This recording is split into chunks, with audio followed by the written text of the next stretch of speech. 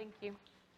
So this is my presentation of my MSc thesis focused on young males who had depression and a very particular type of therapy that was part of a wider study, so I'll go into it a little bit more.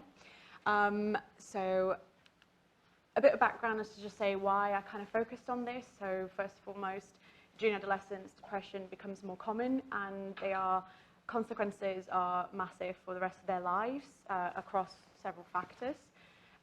So it's really important to kind of understand a little bit of what's happening, but actually boys have a lower prevalence of depression compared to girls, and kind of the outcome of that is that a lot of the studies out there focus on either both genders or just females. It's not uncommon to see just people mention just females in depression because there's just more of that out there. So there's a little bit of an underrepresentation of boys' perspective in the studies that are out there. So it comes up as to whether we truly understand what might be happening for these depressed boys. Do we get what's going on exactly? There's a lot out there about thinking if it's picked up for any reason, not very well because of their diagnosis, it's not picking up the ways that they're putting across the way that their distress is. So there's thoughts around how, for example, if they're showing higher rates of drug and alcohol misuse, there's more kind of incarcerations with boys, and suicide is much higher, as a lot of what's been spoken about here.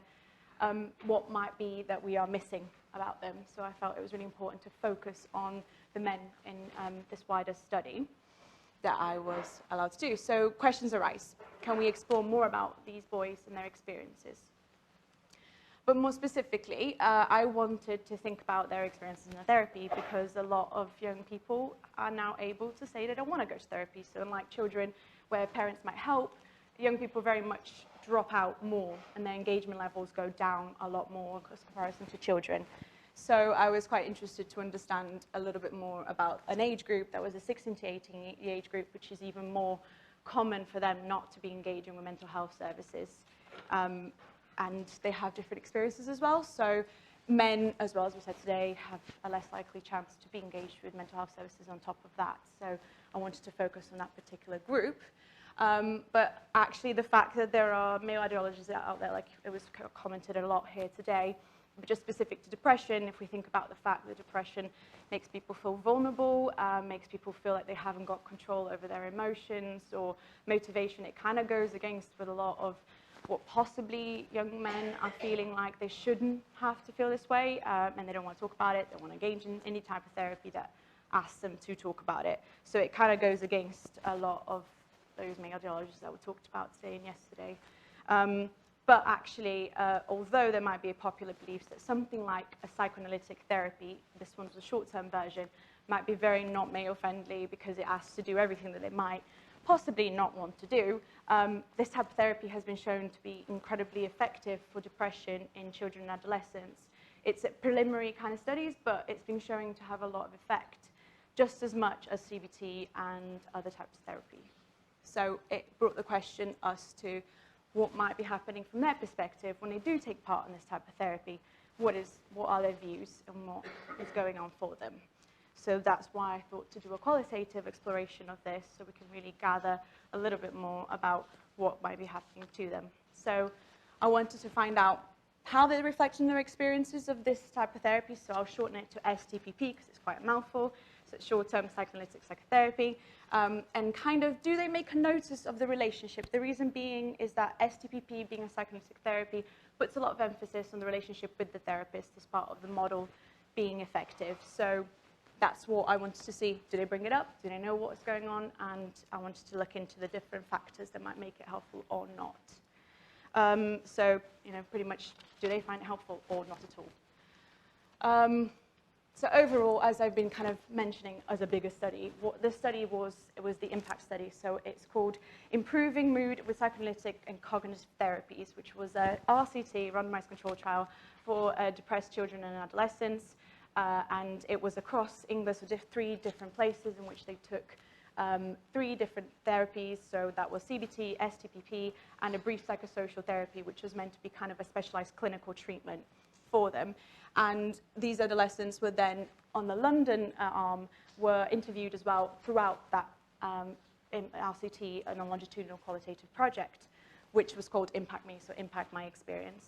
And that is where I draw my data collection from. So from interviews that we had for the cohort of STPP, which was semi-structured interviews. I chose, they did it across the longitudinal process, so it was right before, just after, and in a year's follow-up, they did all these interviews, but I chose immediately after the treatment was over.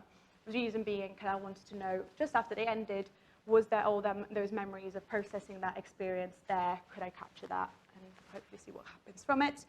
So interestingly, it was about, if I remember correctly, 28 overall interviews, 19 were female, so I had to exclude a couple over the fact that they didn't attend therapy.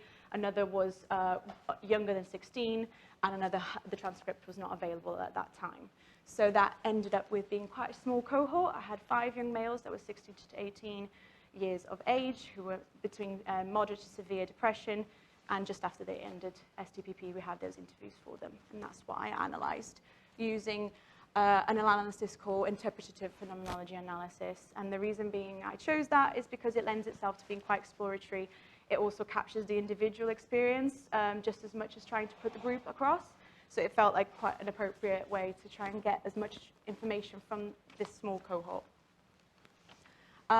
So this is the first theme where this analysis kind of took me. So just to kind of make some sense out of this, so when I say superordinate theme, they're kind of like the overarching theme encapsulating the nuanced details that the sub-theme kind of put across. And it's usually about 3 out of 5 young males had to be representing something around these sub-themes for me to be able to put that across as a theme. So as this shows here, one thing that I found was that during the STPP process, what some of these young males said, all of them actually said about it being quite a painful experience in the sense of having to self-disclose a lot in their past. For example, this was what Tom mentioned about it. So all these are pseudonyms. And they found it had to go back into their painful experiences, and they noted on this being part of the process of the therapy.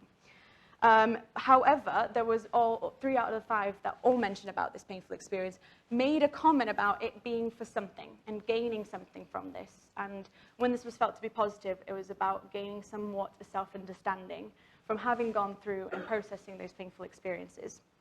So a lot of them felt like they could understand themselves a little bit better. So although some did not, so for example, Jack, I put that across there because for him, talking about his issues was not self-understanding, so there's a bit of divergence that can come up with this type of analysis, which is great, so I can represent the individual. But there was this general sense of ambivalence between it's painful, but maybe I'm gaining something from this. So this is the kind of like the process of the therapy that they commented on. The second theme that I noticed that was coming up for them was actually they did mention the relationship with their therapist as being one of the factors to them as coming across in this type of therapy. So a lot of them made a comment about it being a relationship that isn't like others, but actually there was aspects of that relationship that were really helpful. So those that felt that the therapist was understanding, accepting, that she could listen to them, and just kind of 3 out of the 5 mostly mentioned just those types of things. And actually the 2 that didn't mention that mentioned the opposite, that when they felt misunderstood, they didn't really like the fact that they were in therapy with that person. So that was something quite prevalent there. And then there was a comment about the therapist being unlike others. So unlike their peers, unlike their families, there was something really important about her being different. And I say her because all the males in the study had female therapists. However, only one of them mentioned the therapist's gender, which was quite interesting, the fact that none of the others did. They just mentioned how the fact that she was different and then allowed them to have that kind of relationship with her, which was different. However, as Oliver says there, being different and not knowing the therapist like they do their family and peers can at times for that young person be quite difficult for the process. So there's different aspects that make it helpful and also make it barriers, I thought. Just overall, there was a theme that I wanted to capture about finding meaning in the therapy overall for these young males, but also they would notice things about the time frame of this therapy. So for example, I fit everything in, I wish for more therapy. This was about how a lot of them noticed on the time frame.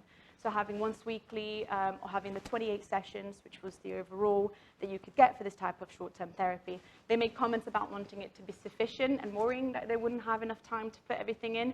So they all, to one way or the other, kind of commented on this time frame, which felt very interesting considering it is a short-term model. They all noticed that. But also there was a fact of them finding meaning in therapy in very different ways. So just to showcase a little bit of what they said in that, for example, some of them felt like it was a relief that it ended, but actually that they could take on these tools from this psychoanalytic type of therapy to use other types of practical tools as well. So there's a comment about how knowing about themselves and studying about themselves then allow them to use tools from like CBT type therapies that they might have engaged with in the past. But some as well felt like they wanted to stay in therapy, so it's such a great experience that they felt that they needed more. Others, however, felt like they really didn't want to stick with this type of work anymore. They wanted to take hold of things by themselves and take a bit of ownership of their well-being. One of them really didn't like their experience at all. So there's a varied experience across, but some overall experiences that were helpful. So I wanted to just pick out some things that could possibly be important. You know, this is a small cohort, but it's interesting to see. There's not that many studies on young males in this particular age range. There's more on adults. So it's interesting to see still that there is some mention about this type of therapy being helpful and gaining self-understanding, which in depression, a lot of them in the same cohort mentioned how that made their depression even worse, not understanding why and how they got depressed. And that is also an important developmental task of self-understanding. So they are at age range that they are learning about themselves. So it's interesting that they mentioned this being a useful thing in this type of therapy. So it could be quite useful for understanding that that's maybe hard.